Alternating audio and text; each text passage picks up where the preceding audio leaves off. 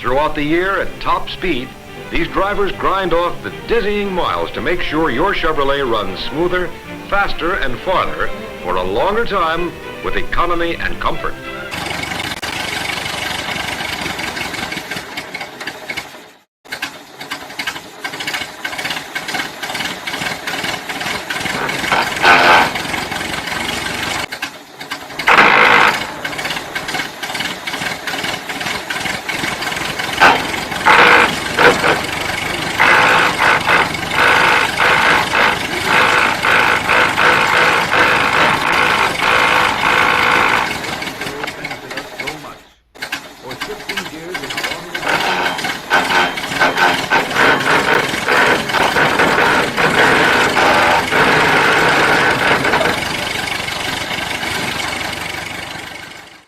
Not so sure this vise is rated for vintage Chevy transmission, but if we take it easy, it'll be fine. Hey, hello again, guys. So about, I don't know, 4 or 5 years ago, I produced 2 videos rebuilding and then tearing down and then reassembling Chevrolet 3-speed out of a 48. Stinking flies.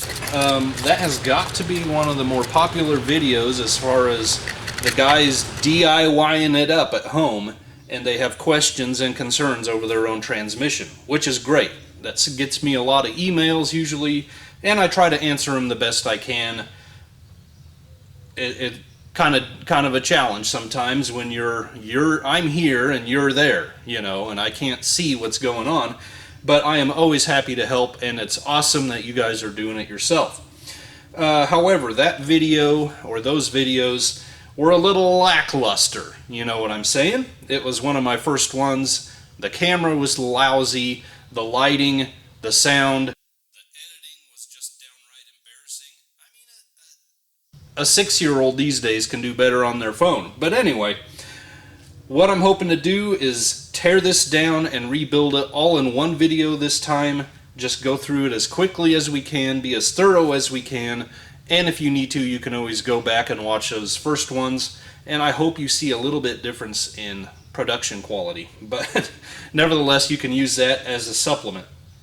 So, we're just going to dive right in, go as quickly as we can, and try to get this thing done.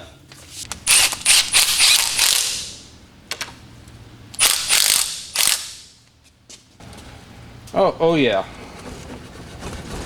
we're good to go. And before we begin, we'll just show you what we got.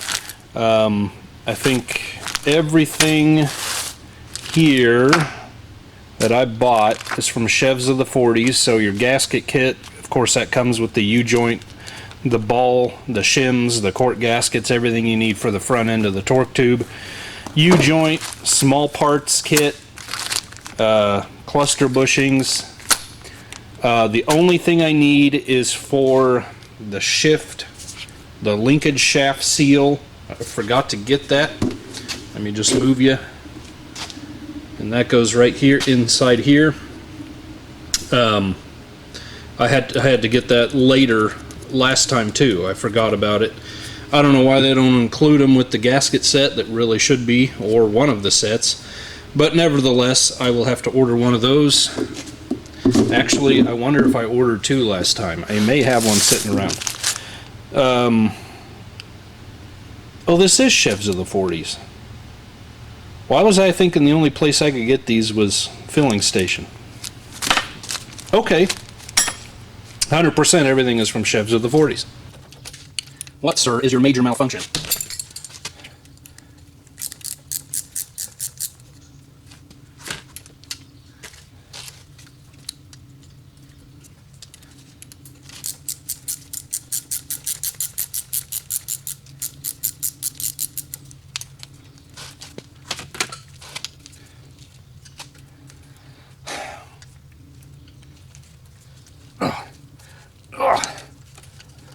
There we go.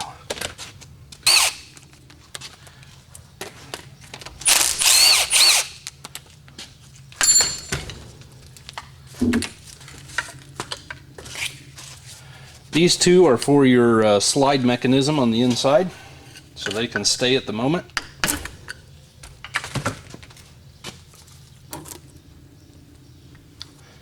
That guy looks a little worn, doesn't he?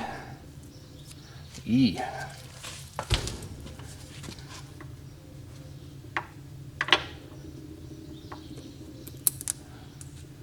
Of course, not having any oil is apt to do that.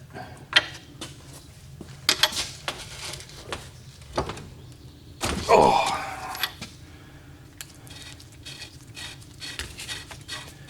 Our speedo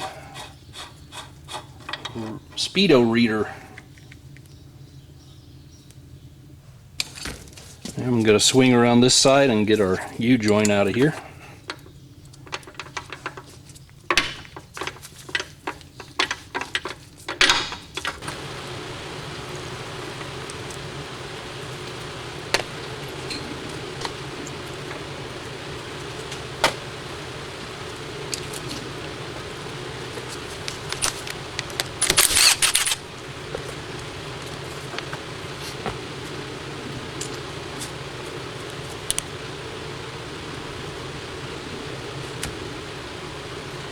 Someone lost a washer.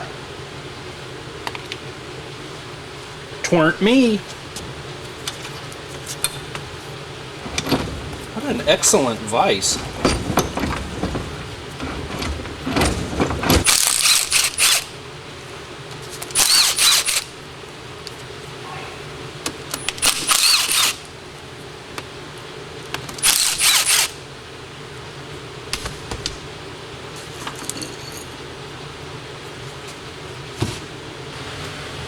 So among the tools a guy would really treasure and like to find is the puller for the front of the shaft here, but you can get it out without it. It's not like the bearing is just incredibly tight, but we just have this input shaft bearing somewhat pressed into the case, but not really. Show you how easy it actually comes out. I really need a brass punch, but I don't have one in this guy's shop, so just light taps with a screwdriver in here and she's coming right out. So not too big of a deal. And all my bearings fall out, which is fine. And we always want to check, because you do not get a new one with any kits, but these roller bearings feel excellent. Boy, that's scored up. Here again, the factory had a tool instead of a puller, a pusher, to push the main shaft forward. And once again, I unfortunately do not have that.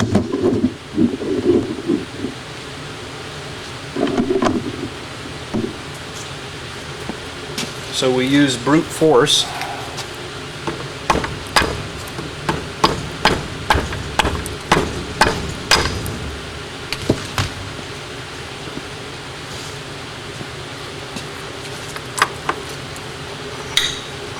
Get our main shaft out.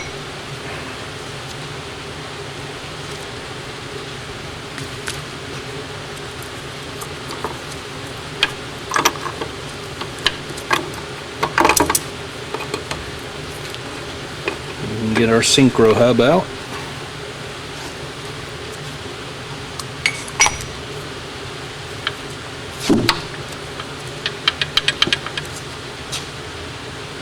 I don't know if I can show you too clearly here, but if I recall correctly, we should have two tabs. So we have this lock ring around the perimeter of the bearing, and we need to spread that out so that we can get the bearing out, right?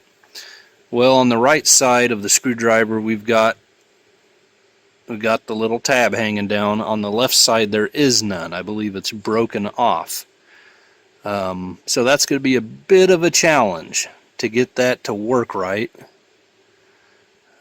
So I'm going to be working on that a little while, I have a feeling. And I just can't show you, you know. Anyway. You should have two little tabs Once again, they had a special tool that you could put in there. I just made something that you can put in there. Even a large screwdriver works enough to spread that out and tap your bearing out.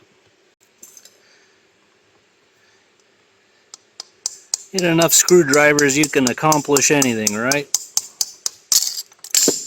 Bingo! Now I'm going to remove the counter shaft, and that'll allow the counter gears to just fall. I'm wishing I had a brass punch here, but I don't.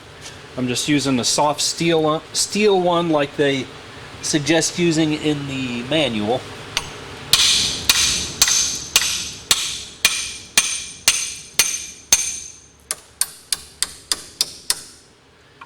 As you can see, it's just pressed into place.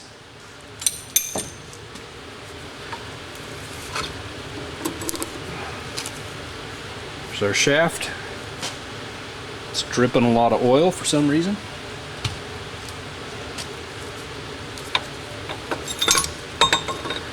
Just heard a thrust washer fall. These are a bit of a hold your tongue right affair usually.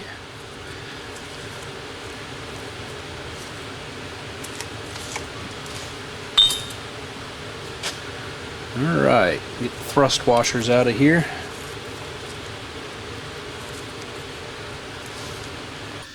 We are almost there. Now we need to get the idle idler out.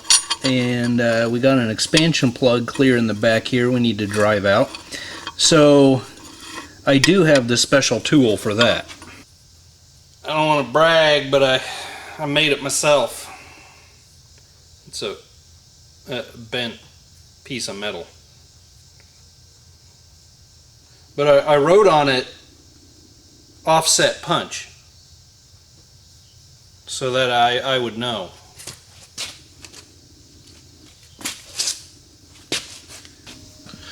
Well, between the light and the camera, I have no place to be. We'll try this. There she goes. Our idler shaft is held in with a pin. Now the shift opening is on the opposite side, and right in this corner, here's the expansion plug hole we just drove out.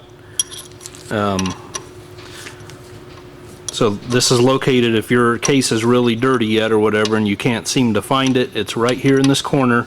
And what we want to do is just drive it far enough to be free of the case, and you're actually, oh, that's lovely, you're actually driving it into the shaft. But you don't want to go any farther than the shaft.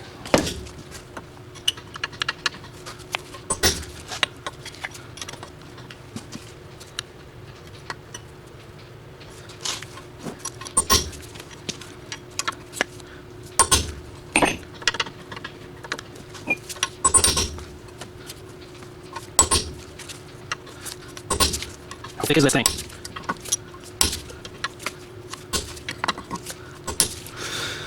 There we go. Now I should be able to just pull that shaft back through the plug hole.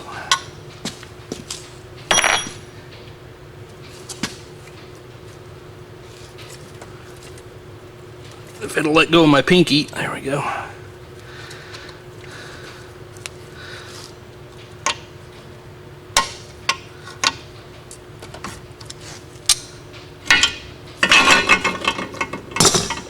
Gears fell down. There you see the pin in the shaft.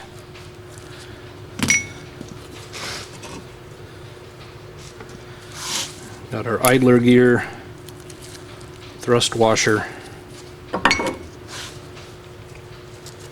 and that, my friends, is a bare casting. All right. The last one of these I went through with you on that StyleMaster. I put some brand of cast coat on it I really didn't like. It was a brand I honestly can't even remember. A brand like VHT, but I don't think it was, honestly. Anyway, this is Duplicolor engine paint. It's just a cast coat DE1651. We'll see if that gives us a better result.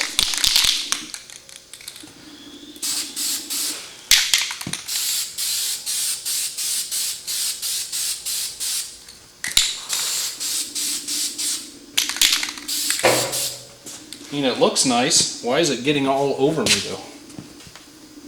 Goodness. You can't get anything nice these days, can you? What goes on, honestly? Have to see if I got another. Can I even? I can't even get the nozzle off. Well, that's just peachy. Yeah, it's shooting two. You see that? Shooting two spots.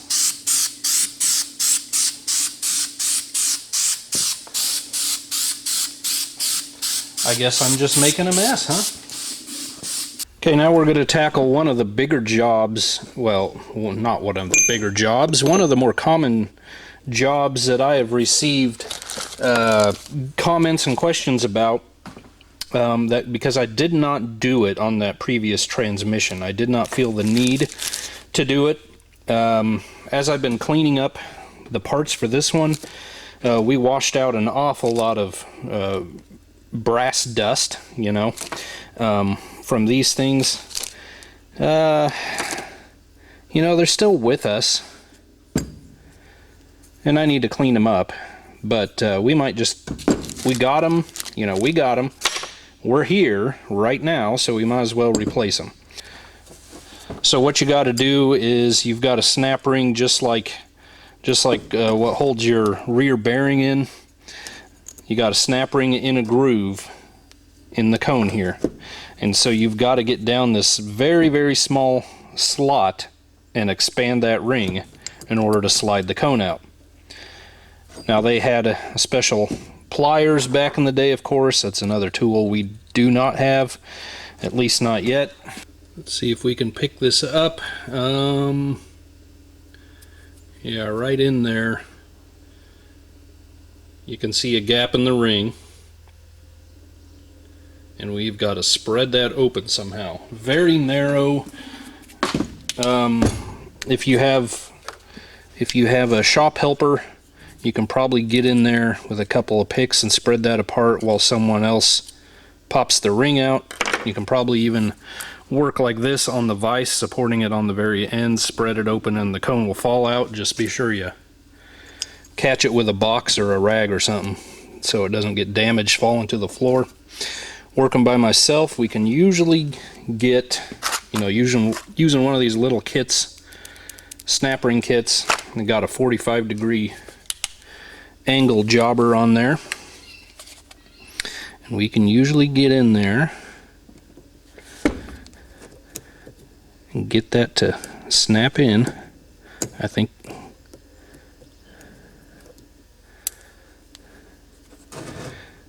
the gap in the ring is a little narrower than my jaws here. I think it went. Yeah. Okay, and if that holds, oh, almost had it.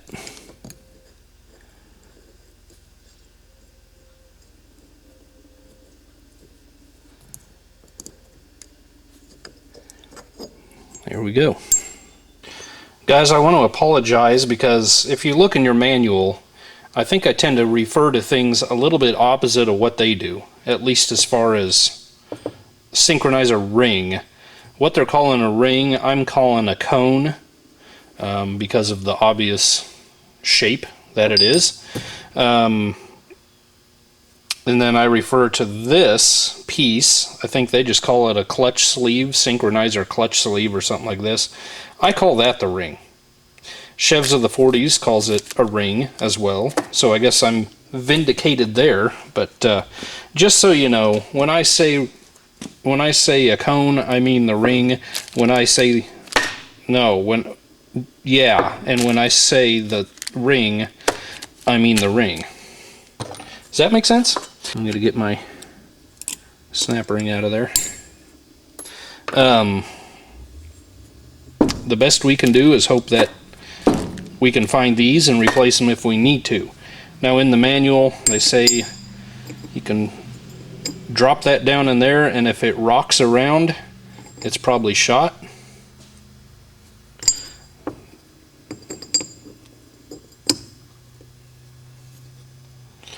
These feel pretty good, but I know they lost a lot of brass because of what came out of them when I was washing them. So we're just going to replace it.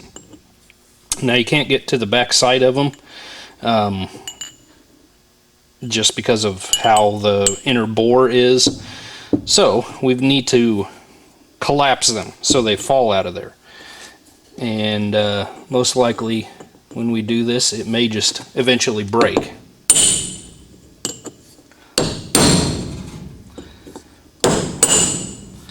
But we're just gonna try to get the end. We don't want to bugger up the steel part, the actual sleeve part. There it snaps, so now it should be a snap, right?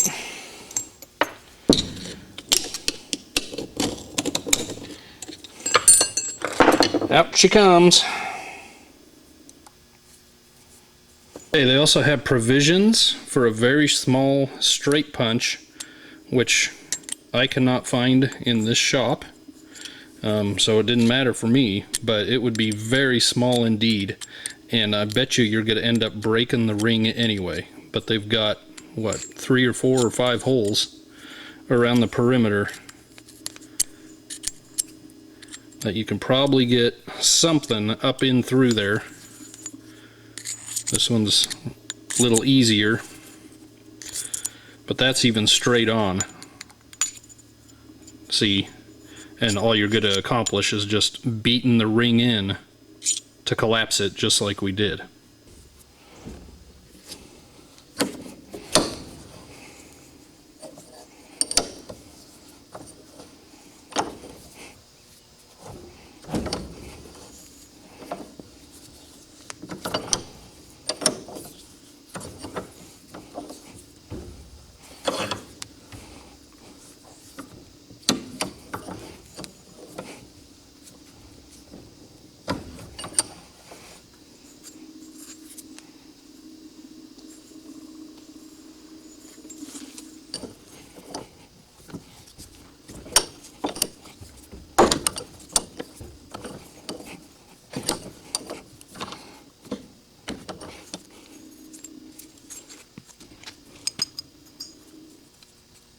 Now, I'm going to try to do this with you. Usually it ends up being one of those fiddly things that you mess around with for an hour and then all at once it just works, you know. But we'll try it. This is definitely where having the special tooling would come in handy. But we need to expand our ring, so I'm going to use a large pair of snap ring pliers. Get in there and expand that to the outer wall. Then I need to come in here with our little one. Where'd my slot go? There it is. Trick of the trade. I have taken a file and just barely filed a flat spot on each of those ends there. Okay, I'm going to lift up with my big one a little, and we just got to get everything lined up to where I'm pushing on the ends of the ring. There we go.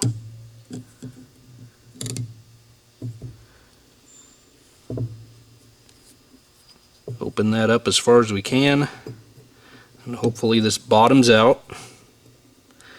And I'm going to let go. I'm going to take a hammer,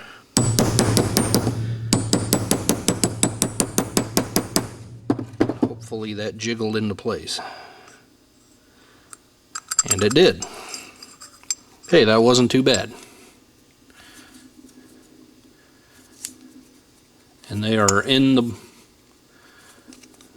They sit in there. They don't jiggle around.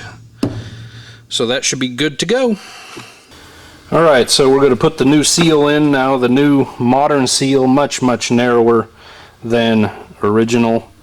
Working on a 40s transmission, you could almost stack them. I don't know if there's any benefit there or not, but supposedly one is all it takes. You can put it down in the comments if someone knows for sure, but I believe the later year models up into the 50s, the shafts were the same size, and that's why they send you two in a kit. But these oldie moldy ones, obviously your secondary shaft is much smaller, and it's just whatever can free flow through there keeps it lubricated, as well as the rest of the bottom of the car. So one shaft, and then you got a spare for your next 40s car, right? The only other out of the ordinary part that I have here is the cluster bushing set. If I'm being completely honest with you guys, I put that shaft in there. I mean, there's no play in there. That's beautiful fit yet, and with gear oil in there yet, yeah, those are just as good as the day they were installed. So no worries there. All right, we got all these parts out here. We're just going to start with the side cover. On our original, well, I mean, everything I have here is original, but from this car, we got some problems, maybe. If you can see, oops, sorry. So the first thing I want to show you on here is on our shift forks. The one out of this car, the wear a little more significant than we've seen in the past. You know, these were once upon a time 20-year-old cars, 30-year-old cars. You give them to the son or the daughter to drive to school. They're upset because they have a lame old man car instead of a Mustang or whatever, and or a Camaro, and the maintenance is less than ideal, and you tend to get wear on them. You know. I brought this one from home, another transmission I have sitting around. Certainly less wear. It's about half as much as this one, and it's probably just, you know, the lack of oil. So I'm going to slide this one off. See if I can avoid shooting the BB across the garage. There we go. And I'll go clean that up, and we'll slide it on there. I need to get on the horn and order one of those so that I have one. I would prefer to keep my transmission complete for obvious reasons.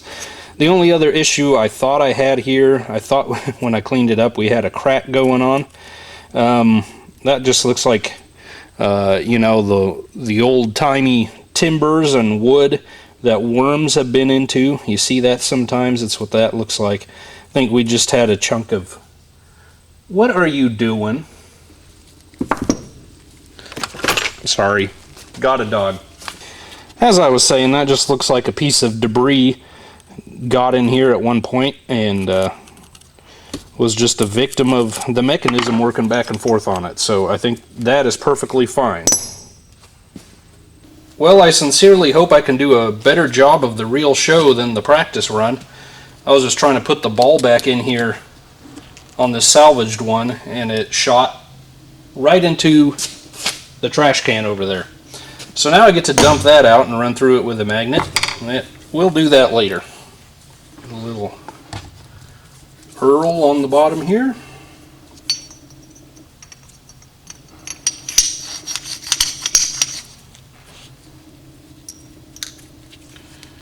Put the ball in the top, put the spring in the top.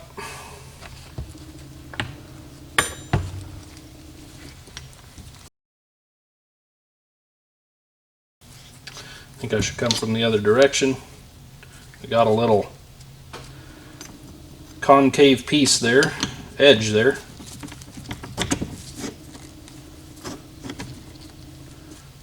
think might help us.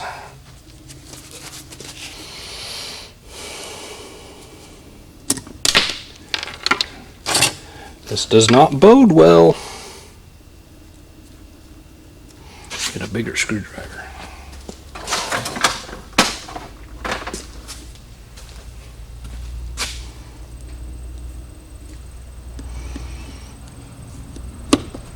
Sorry for my arm, but I just got to get it done, you know. There we go. There we go. Alright, we're going to put our shift forks and the slide aside for the moment, and we are going to assemble our cover and the levers. Got oil on the main shift lever here.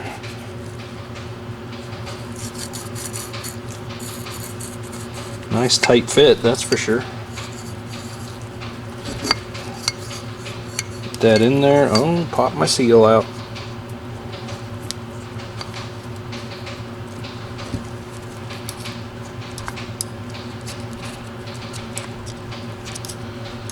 You stay in there, little fella. Do I have something I can prop this on? Okay, now we got our anti-rattle spring and then our little selector lever.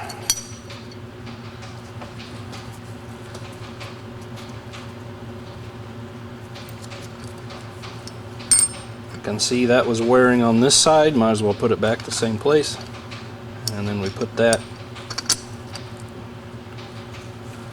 turn that a little bit, put that over the top. Okay. Right, now we just need to get the pegs in the slots and this end of the selector lever into the notch for our gears here.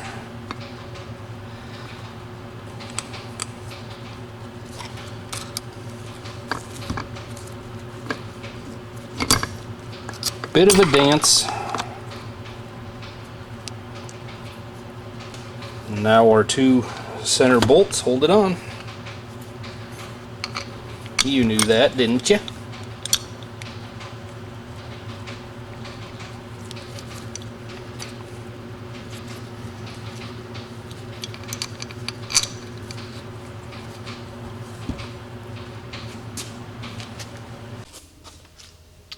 Seems like I've gotten a question or a comment or whatever about how the second lever, the selector lever, really they weren't getting any movement out of it.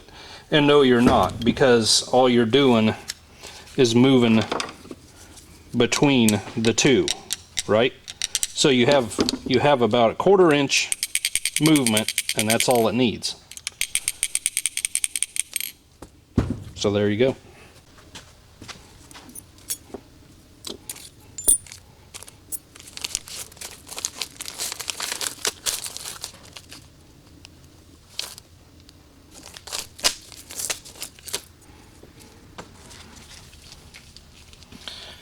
Okay, reverse idler gear is going in, and the gear with the chamfered teeth goes to the rear. Oh, you dirty dog. The shaft's okay, the concrete isn't though. Okay, thrust washer.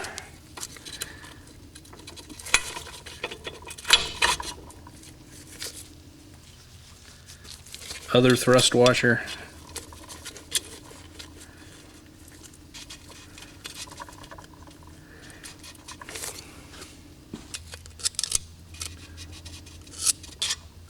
This is a challenge so that everyone can see this thing, I tell you.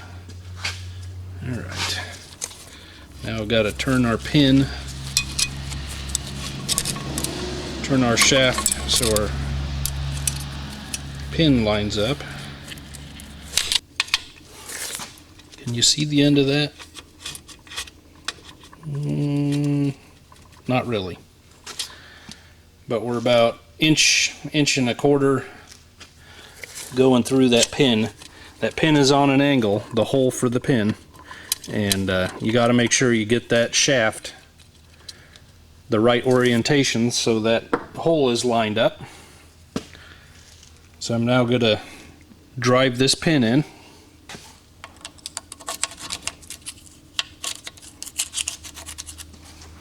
Okay.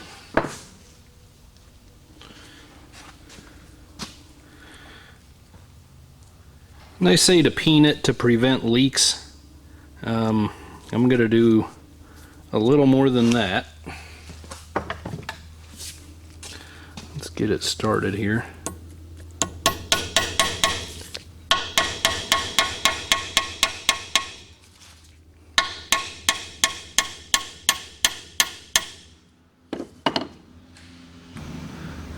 See if I can make an absolute mess.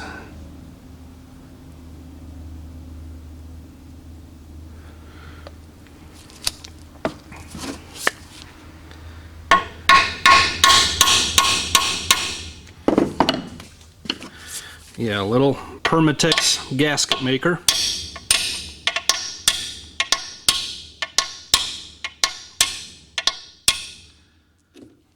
Hopefully that will help.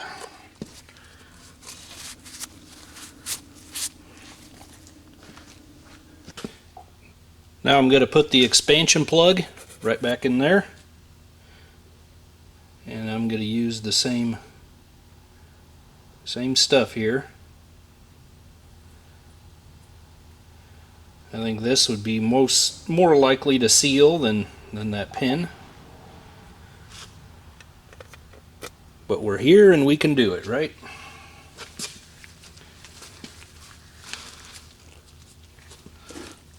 Watch my light go shooting off.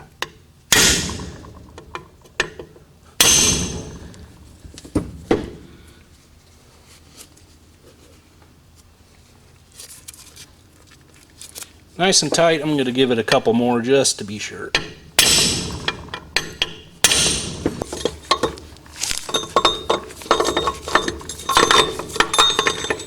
Okay. Get our thrust washers. My apologies, lads, but it is just way too confined in order to get a camera and everything in there.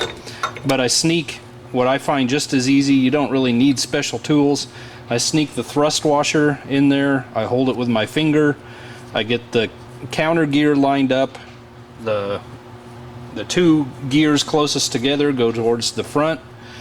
I got everything lined up with my finger.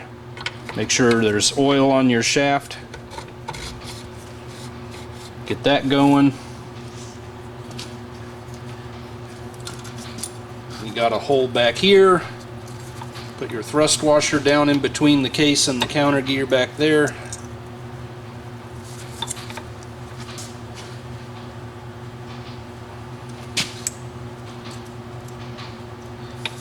Get that so it feels like it's lined up. Keep going with the shaft.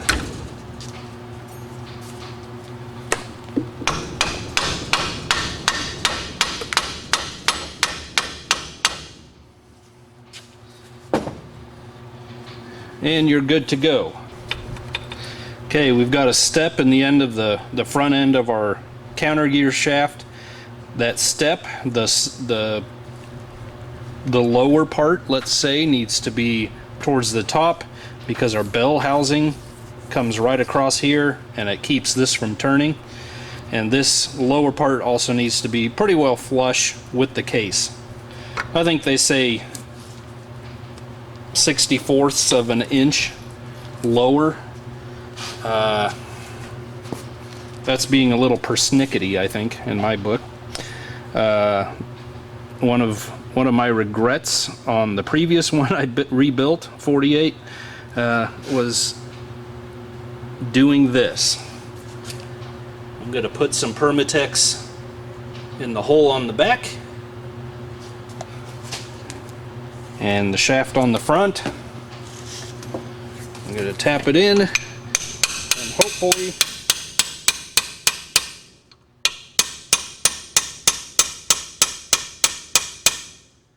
that'll be nice and sealed. on that Style Master, this really was a constant drip. I mean, it wasn't fast, but it was there. And I pulled the inspection cover off the clutch and tried to seal it up the best I could, and it slowed it down. But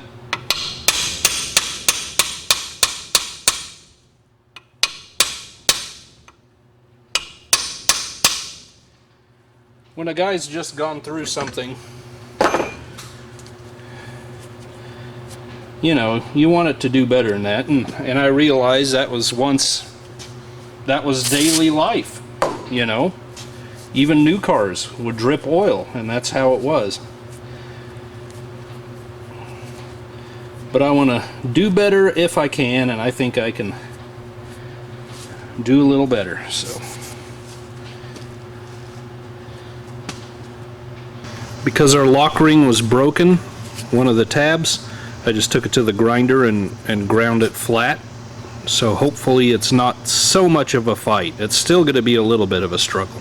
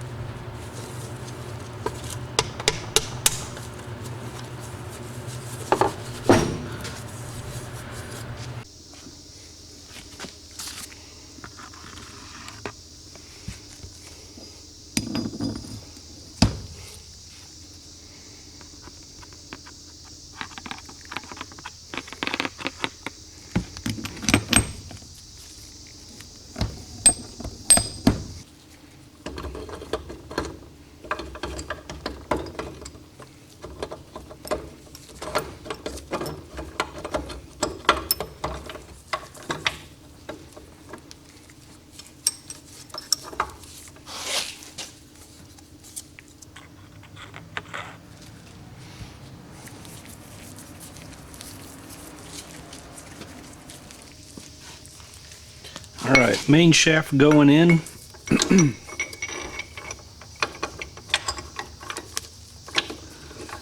Get our thrust washer on the back end of this.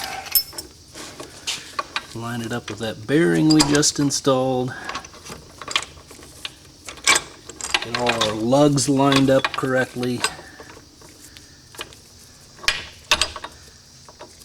And I think we're good to go.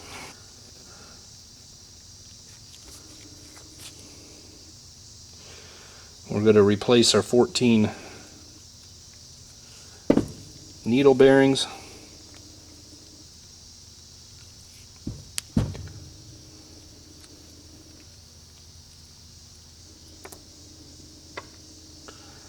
Just like when you drop a U-joint cup, and once the cursing is over, then you deal with it. Oh, you guys wouldn't do that.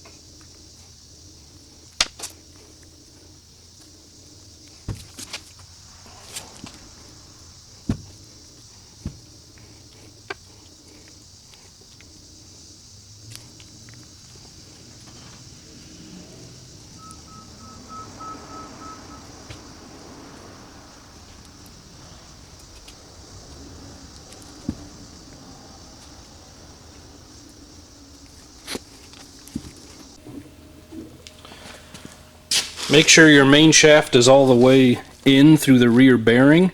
You may have to use a wooden hammer handle or dead blow or whatever you want, as long as you don't, bugger up the shaft there. But you got to get that all the way back. And then we're going to put our input shaft in here.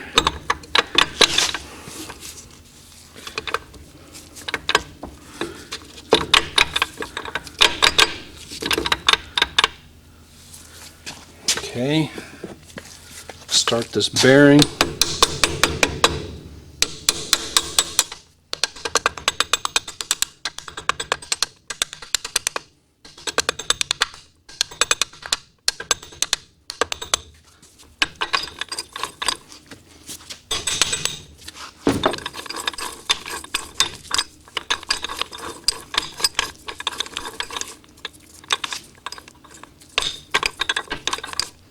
This is easily figure outable, but the oil that comes through your bearings really needs to go back into the gearbox, so there is a provision for that down on the bottom.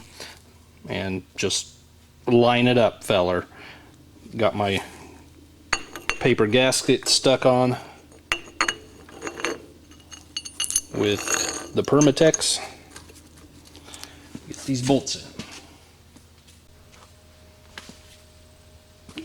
Speedometer gear in here, the little gear first.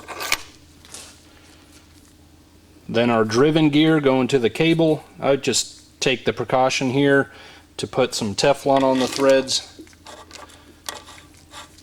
Just combat any splashback, you know. You know how it is. Now I want to lock our gears together, so I'm going to slide the drum to the middle of the counter shaft here. We should lock up. There we go. Swing you over here. Put our drive shaft yoke in.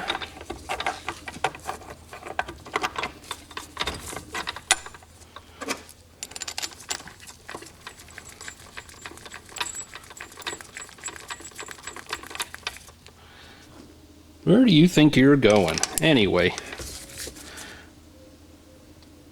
tighten that down and we are good to go. Let's put our side cover on.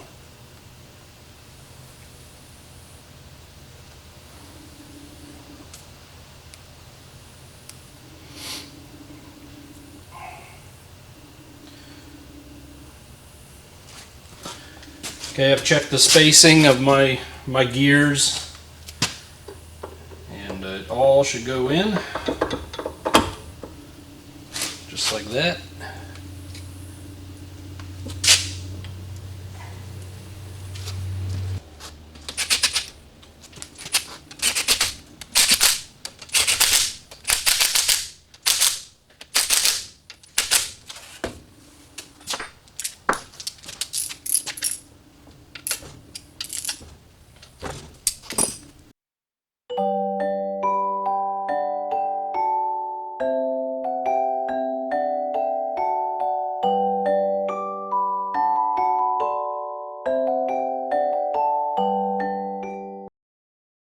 While it's here on the bench, we're going to do a little experimenting with the torque ball, as I call it.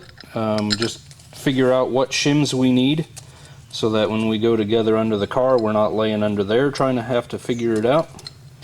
When I put this up on there, it looks like we need quite a few. Four of these paper shims come in this best gasket kit, so that's what I'm going to start with. And we just install them all. And like I mentioned in a previous video, whichever one it was, we're setting this without the cork gasket in here. Okay? This has nothing to do with sealing up. Whoop, we got one wrong. Sealing up the torque tube at the moment. Just everything to do with making sure our play in this ball, that it's movable when it's all installed. What went wrong here? I guess that one's not usable, huh? Oh, I still do have 3 or 4. 5 is right out. So all 4 shims are in, and I can move it, although it's a little stubborn, doesn't feel the greatest. If you recall, once again, I forget what I mentioned and what I don't. It was very rough and had been gouged a little bit in previous years. And basically that's because it has been too tight. There was one shim in here. You want it tighter, you need it tighter, you put less shims in, more shims, it's looser. If it's too loose, you're going to have some end play. Too tight, your ball is going to be, say, the end of the transmission's the cup. This is the ball. Too tight, they're going to be gouging against each other. I went over the cut portion, the transmission portion, with some sandpaper the best I could, smoothed it out a little bit. To get it absolutely smooth again, you'd have to take it to a machine shop, and whatever they can do, finding the right profile and machining that smooth again. What I think I'm going to do, it is movable, it's tight. I've got all the shims that come in the pack in there. I think I'm going to leave it. We will take it back apart, put our cork gasket right under here. That'll be sealed up, and it'll be ready for install. We'll take this off and slide this portion onto the torque tube. And it'll be ready to go. I'll probably zip tie all 4 shims to there so I remember what I'm doing. Let's just take it apart now and get that going.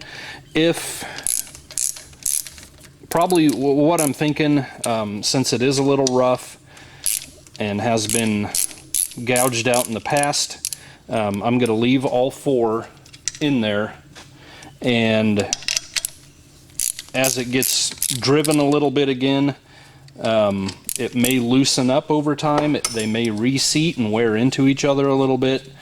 So it may be necessary to pop this back off in the future after having been driven and take one of the shims out. That is a service that is all doable from underneath the car with everything installed. Otherwise, I'm saying this is ready to go. All we have left to do is our shift levers.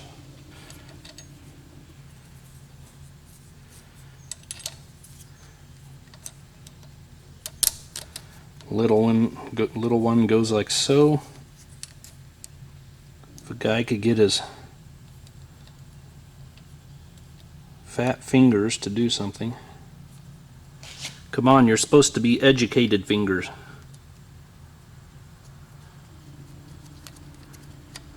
Okay, I'll tighten that up in a minute. That one goes like so.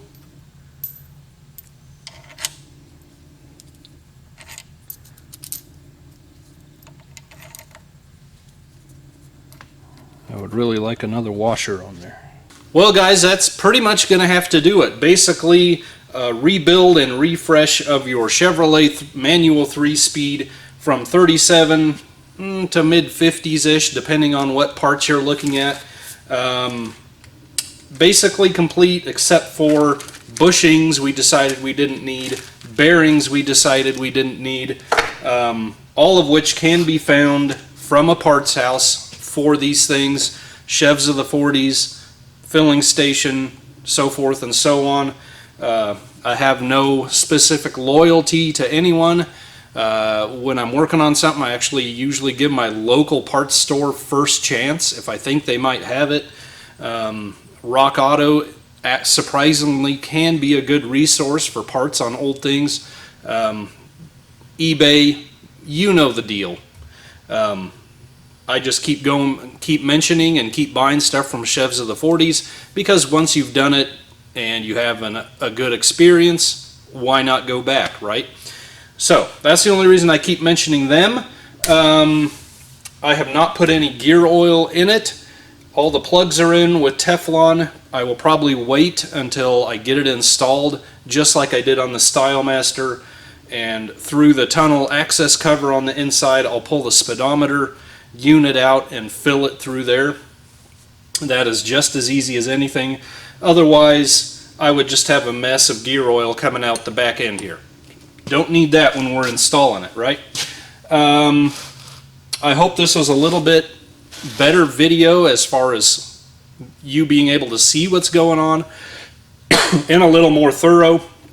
We replaced some more things than we had to on the previous one. And I hope you could hear a little bit better too. Not so much background noise. Didn't have the Doris Day blaring or Glenn Miller this time, you know, which is enjoyable, but not necessarily when you're trying to hear someone explain something. So, I am now going to go play dig a ball bearing out of a trash can. America's favorite pastime, second only to Button Who's Got the Button.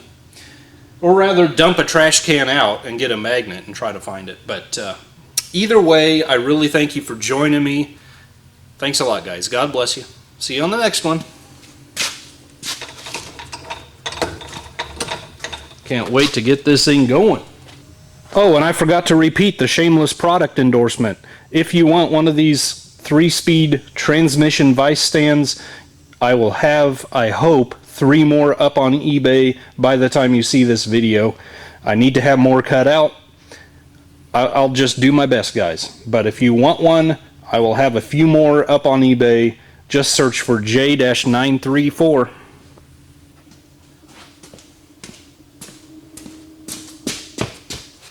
Oh yeah, one more thing. So, the last time we didn't rebuild the vacuum shifting assist mechanism either because it wasn't on. You know, that was a very easy thing to eliminate once that started leaking many years ago. And that's the case here as well. I do have a transmission with one of those on it, and maybe someday we will get into that and see what makes it tick. But as far as this project goes, no vacuum shift assist thingy. Bye for real now. Bye.